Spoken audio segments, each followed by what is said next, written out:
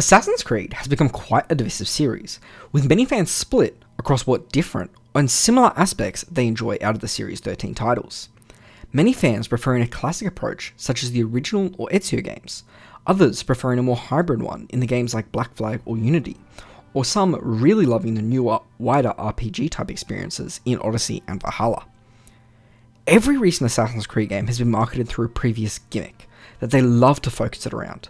For Odyssey, it was essentially playing like a Greek mercenary or a Spartan. For Valhalla, it was obviously playing as a Viking with their Like a Viking campaign. And the core marketing message they've gone for with Mirage is a return to the roots.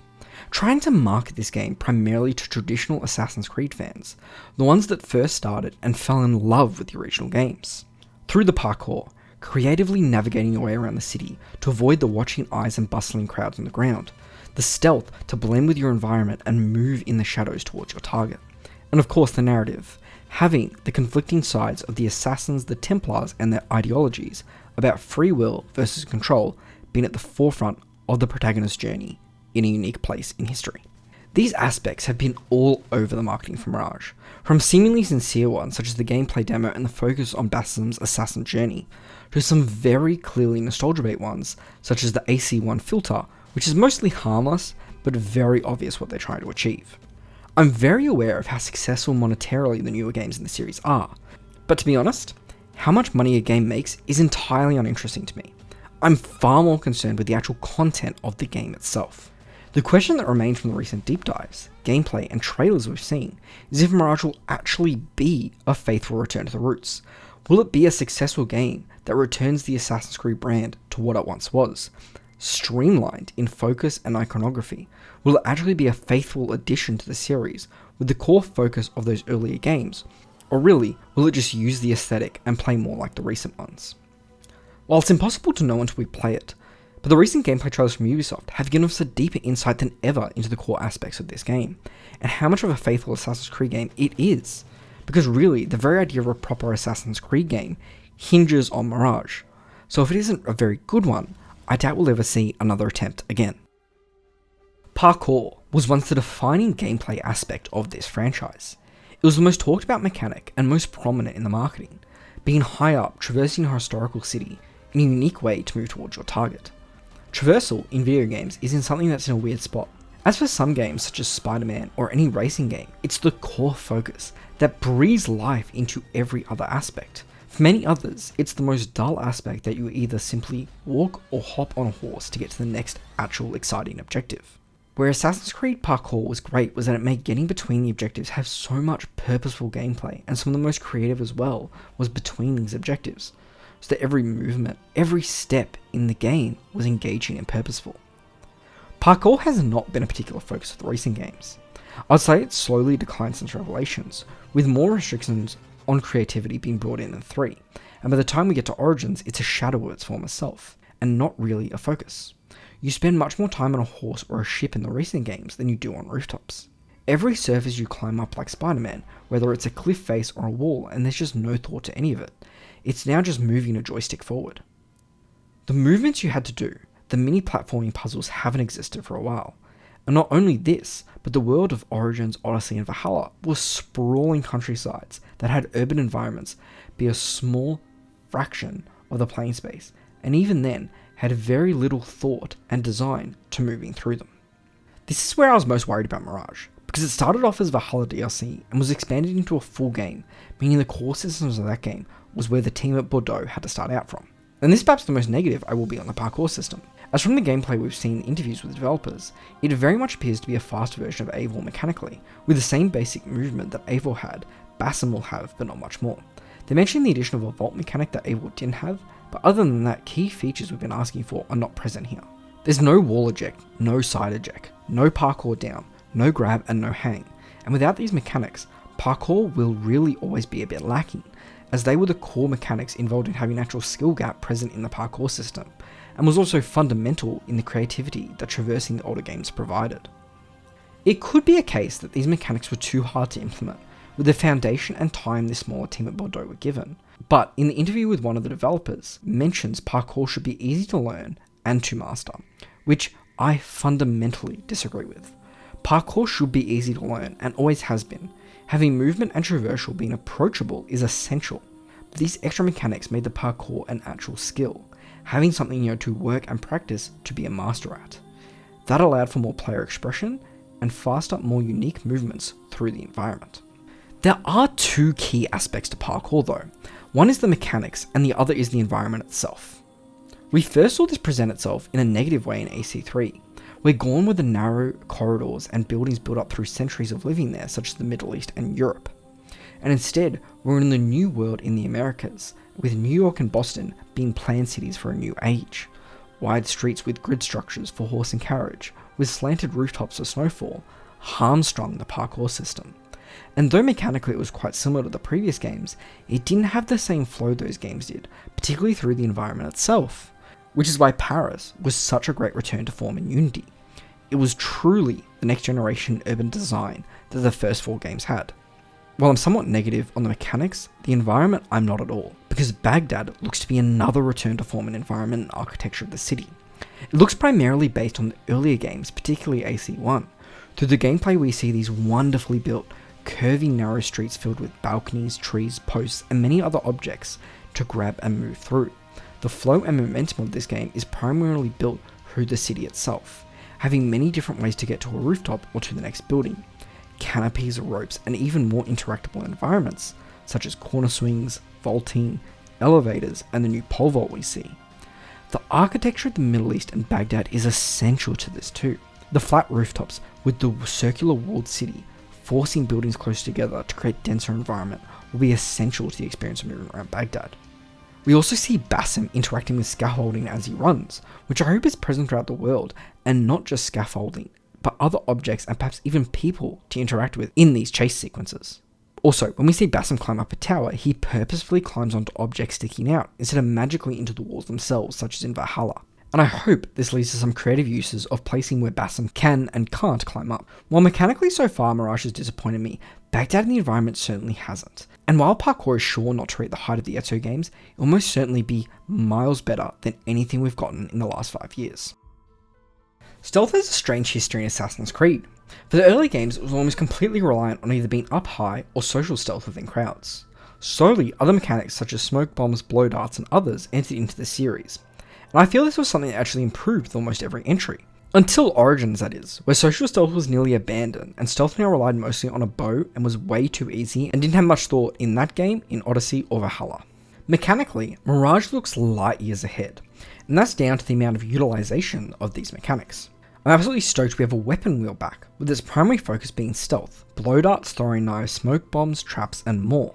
Through the gameplay, we see these are gained throughout the game throughout the experiences, gaining new equipment for utilization through the stealth. The weapon wheel allows all these items to be easily accessible through any situation, and use the player's motivation to how to combine these different aspects. In the short demo alone, we saw just some different combinations, such as distraction plus assassinate plus throwing knife. Stealth is something that relies on the creativity, and silently making away and assassinating your target. And the tools here give that agency to the player. There's more than just the tools though. Social stealth is back in a way similar to the Ezio games. You move into a crowd and immediately start blending, unlike in Valhalla where it was a button prompt. Also, they said there are groups that you can bribe similar to the courtesans from the previous game, as well as being able to blend on benches. Stealth gameplay is based on the tools and creativity, but just as important is the enemies themselves. Enemy AI has to be consistent. It doesn't matter how smart or dumb the AI is, the worst thing it can be is inconsistent. If there is no way for the player to make accurate judgments on the situation, any stealth system completely falls apart. Mirage gives lots of visual cues for how stealth will work. First of all, we have the notoriety system that clearly shows how much attention guards are paying to Basim, from keeping an eye out to actively chasing to eventually in combat, with another visual cue below the compass showing when guards have spotted Basim. Secondly, when in stealth, we see similar arrows around Basim pointing to the enemy that is looking at him. Through what we see, they seem obvious and consistent, unlike Valhalla, which would go from suspicious to all-out fighting pretty randomly. We also see the usual crouching and blending with shrubs between this, crowds, and high-up locations, giving the player plenty of choices in how not to be seen. An important aspect to the predictability of the NPCs is their routine. We've seen previous AC games such as Unity show individual NPCs have their own routine, and at the start of this game we see Basim have the ability to skip time on a bench. I hope this leads to being able to approach the same assassination at different times of the day. That would change placement of targets, guards, crowds, and others, having a different dynamic and feeling to each assassination. Another important aspect for Assassin's Creed is being able to scout your environment. Eagle vision has always been the primary way, and that returns here, giving similar information to always. But so does the Eagle. While the Eagle vision acts as more as what's happening in the immediate area, the Eagle itself allows for a wider, more overall view of the situation and enemies. The new Marksman creates a new dynamic for this, needing to take him out before the Eagle is useful, another good addition to the usual gameplay loop. We also see an ability for Basim, being able to select 3 distinct targets and then auto-assassinate them. This is filled up by some sort of mana meter that replenishes from doing other tasks in the game, and this has been very controversial, as Mirage, through the marketing, has been a promise as a return to the roots, so having what a lot of people see as a magic ability similar to Odyssey, they're not too thrilled with. I don't think that's the case, however. I see this as more Basim moving too fast that Animus can't keep up, and looks like he's teleporting. And in a series where everything is meant to be seen through the context of the Animus, including your HUD, I can accept this as part of that. I'm much more concerned about this making certain sections and stealth too easy, more than I am about the in-game lore. I'm also curious if this mana system is exclusive to the ability, or if there are others. I think stealth in this game actually looks fantastic. It's built on tools, which are consumables leading to restrictions into how much of each can be used. Along with the dynamic nature of the world, with social stealth, shrubs, and parkour, all leading into this, it's the best stealth has honestly looked since Unity, and if done with consistent enemy AI, could actually be the highlight of this game and a potential best in the series. Through the gameplay and story trailer, we found out a fair bit about the journey Basim will go through here, and honestly, it does look rather promising. Of course, we've known since the cinematic trailer that Basim is a thief that is saved by Roshan and recruited to the Hidden Ones and trained in Alamet Castle before going to Baghdad to help with their mission there.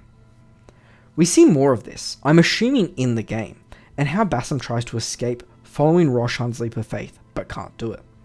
The story trailer has another character talking about the tradition of marking the heron feather with the blood of the target. This is related to Assassin's Creed 1, which introduced this, but chronologically through Origins and Bayek starting this.